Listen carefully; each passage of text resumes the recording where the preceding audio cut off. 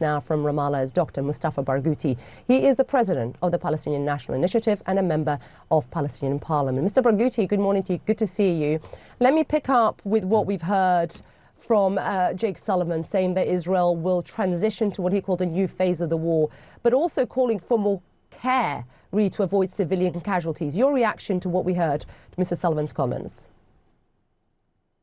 I think what Mr. Sullivan is saying is not enough at all, and on the contrary, he's advocating the continuation of this terrible war for months to come. If we count the Palestinians who have been killed, including those under the rubble, you're talking about no less than 25,000 Palestinians killed and 10,000 children killed, in addition to 50,000 people injured. How many more people should die?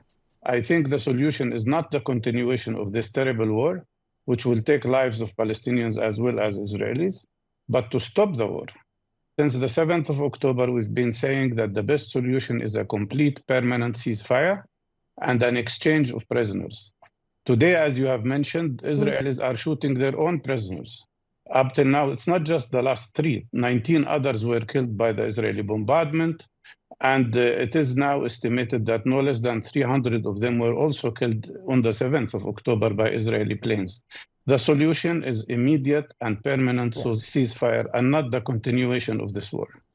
Yeah, and on that last point, important to point out to our viewers that has never been verified. And we did report just now, of course, on the growing anger as well from Tel Aviv to bring the hostages home, of course, as the IDF looks to investigate, as you know, Ms. Barghouti, White's troops accidentally, their words, killed 3 Israeli hostages. Let me talk to you about the politics, because I think, and I would like to get your thoughts on this, we have seen this week growing rift between the US and Israel in what relates to this so-called day after. The US has said the Palestinian Authority should assume governance responsibilities in Gaza after the war. But Netanyahu has repeatedly rejected the idea, saying it would not happen as long as he is prime minister. What challenges, Mr. Barghouti, do you see here? How does the US thread this needle? Well, the challenge is in Netanyahu's government. It's a very extreme government. It has fascist elements in it, like Smotrich and Ben-Gvir. And Netanyahu himself is interested only in one thing, the continuation of this war forever. Because if he loses his position as prime minister, he will go to jail. This is for sure.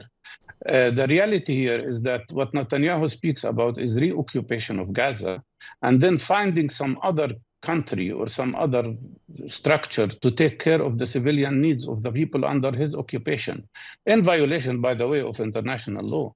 The Americans say they want to bring in the Palestinian Authority, but it has to be a different kind of authority. I don't know what kind of authority, more securitized authority, which will not work. The reality is that nobody can impose on Palestinians who should govern them.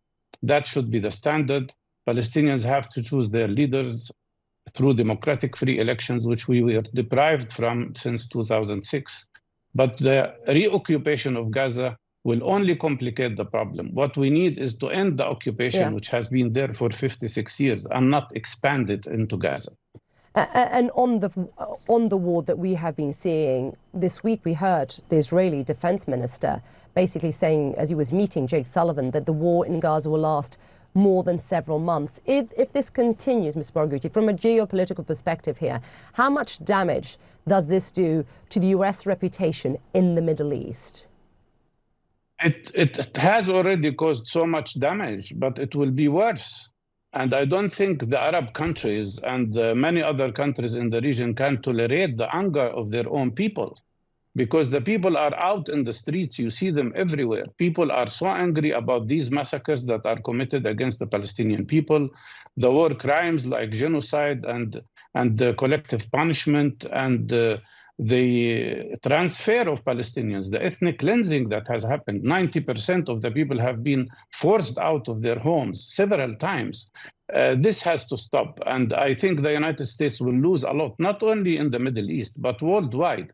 You have to be aware also of the fact that the USA and Israel and many other Western countries are sending the world one message, that we don't have international law anymore.